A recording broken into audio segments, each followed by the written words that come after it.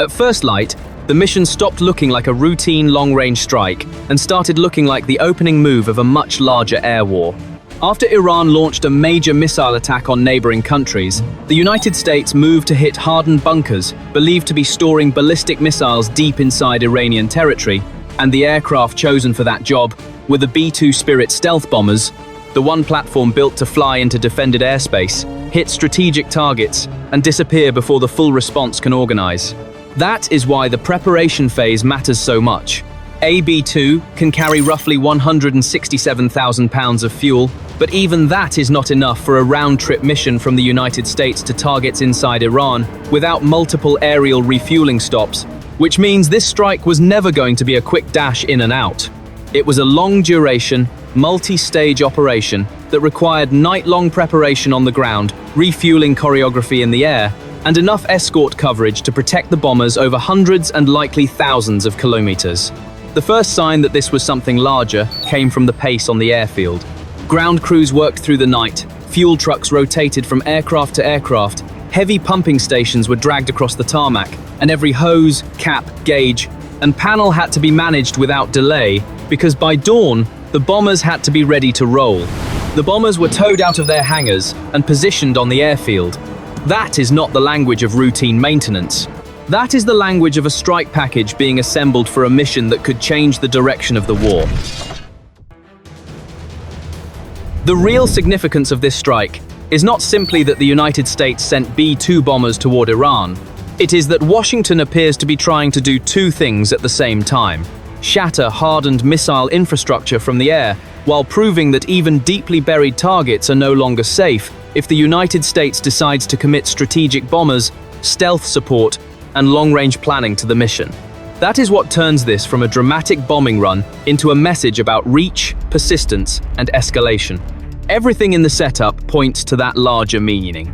A mission of this kind is not built around speed alone, because once bombers have to be fueled, inspected, escorted, and sustained across a route measured in thousands of km, the strike becomes a system-wide operation rather than a simple launch. That means tanker coordination, runway management, timing windows, and the sequencing of support aircraft all matter almost as much as the bombs themselves. If even one stage breaks down, the whole mission can start losing timing, fuel margin, or survivability. And the target logic matters just as much as the flight plan. If the goal is to hit bunkers storing ballistic missiles, then the point is not just to destroy concrete and steel, it is to cut into Iran's ability to reload, disperse, and sustain future strike capacity after the opening exchange.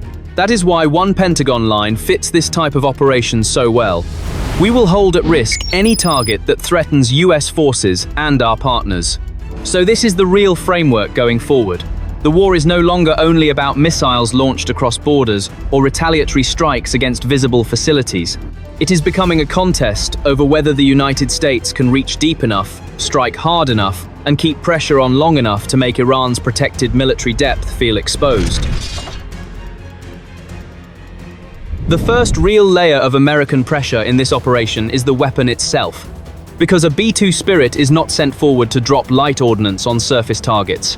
It is sent when the mission demands penetration, surprise, and enough payload to crack targets buried under reinforced concrete, layered earth, and blast doors that may sit 20 m to 60 m below the surface.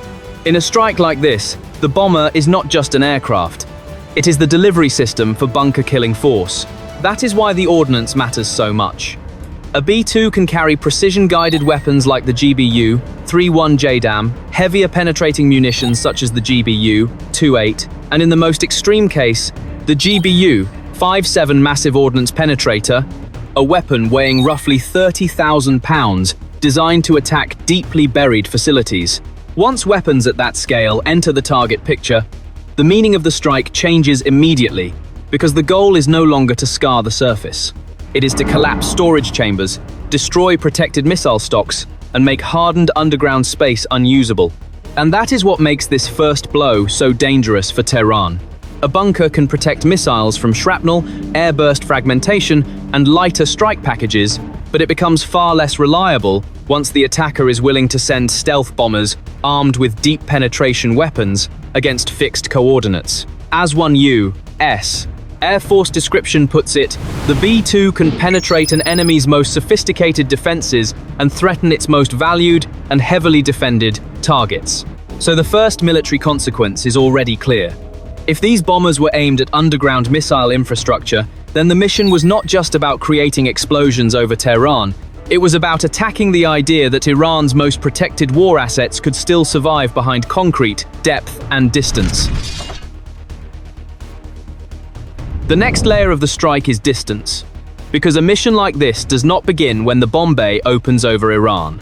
It begins hours earlier, with runway timing, tanker sequencing, and route management stretched across distances that can reach thousands of kilometers from launch point to target and back.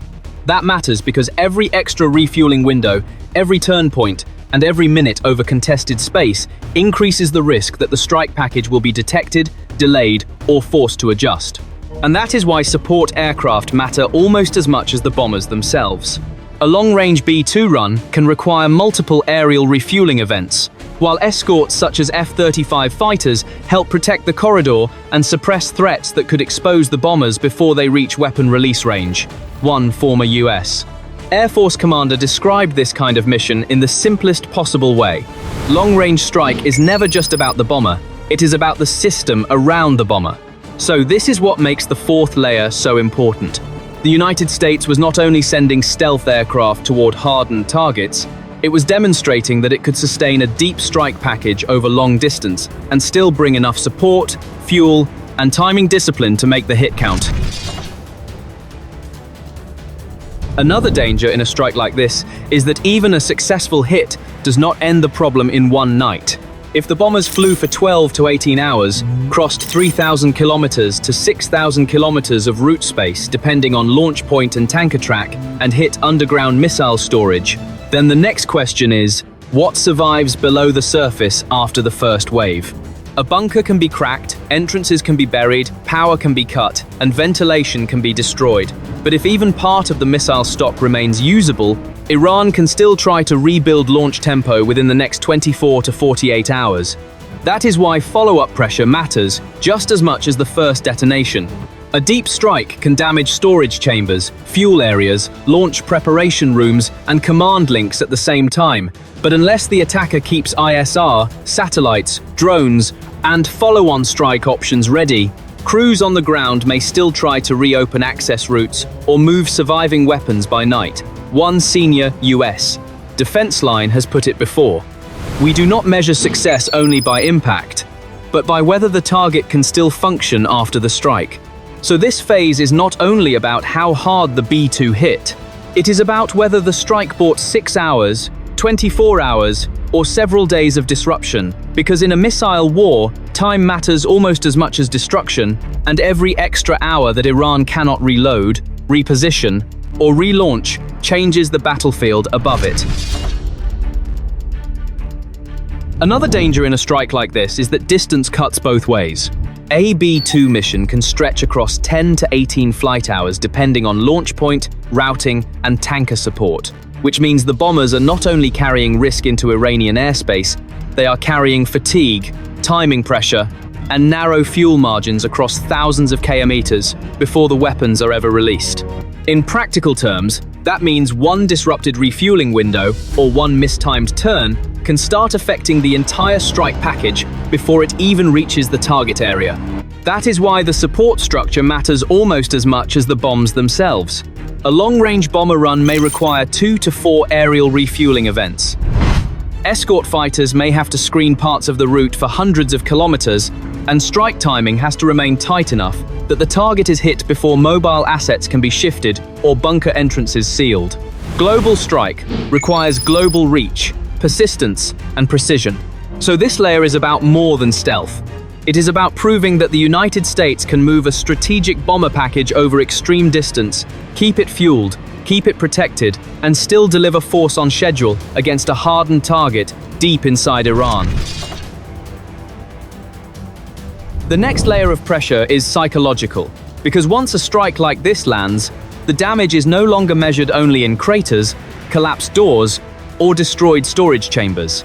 It is also measured in what every Iranian crew, commander, and transport unit now has to assume about the next 12 to 24 hours.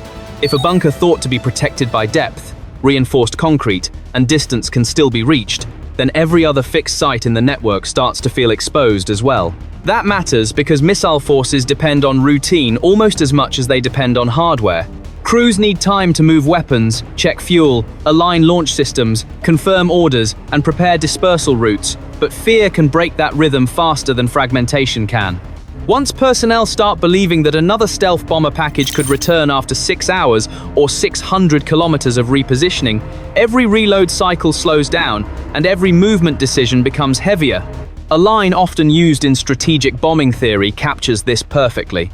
The target is not only the facility, it is the confidence inside the facility. So this is where the strike becomes bigger than the blast itself.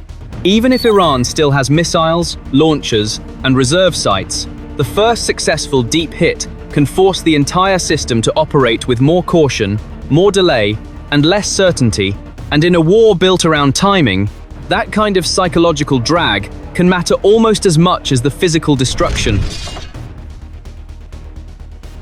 And this is where the battlefield starts widening beyond the target itself. A deep bomber strike on underground missile storage does not stay isolated for long, because once Tehran has to think about bunker survival, it also has to think about air defense coverage, dispersal routes, command continuity, and whether other buried sites within 200 kilometers to 500 kilometers of the first hit are now next in line. That is how one strike begins to pressure an entire military network rather than a single facility. The wider danger is that every layer around the bunker now becomes a target set of its own. Radar sites, launch corridors, access roads, fuel depots, and command relays all become more important once the core storage node is under pressure, and that means the next wave does not need to hit the same point to make the damage worse. As one senior U.S. defense phrase has often put it, once you penetrate the system, you do not have to strike every node to disrupt the whole chain. So this is the sixth layer now coming into view. The strike was not only about blowing open one protected space underground, it was about making the entire Iranian missile architecture operate under a new level of exposure, where the next target could be the launcher, the road, the radar, or the bunker entrance itself. So this is what the strike really appears to have done. It did not just hit a bunker, damage a storage site, or light up the outskirts of Tehran for a few minutes on camera. It challenged the idea that Iran's most protected missile infrastructure can still rely on depth, concrete, and distance as dependable shields once the United States is willing to commit stealth bombers, long-range tanker support, and precision penetration weapons to the mission. That is what makes the consequences larger than the blast itself.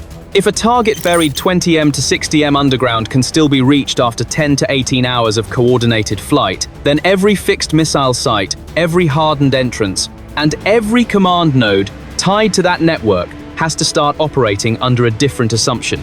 The question is no longer whether those sites are protected in theory. The question is how many of them can still function after the first deep strike and before the next one arrives. As one U.S. strategic bombing principle puts it, the purpose is not only to destroy targets, but to deny the enemy confidence in his ability to protect them. So this is where the war now stands.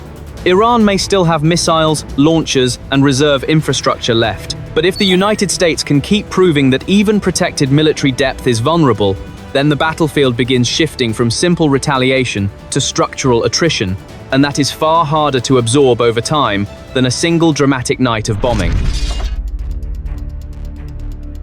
But this still may not be the most dangerous turn yet.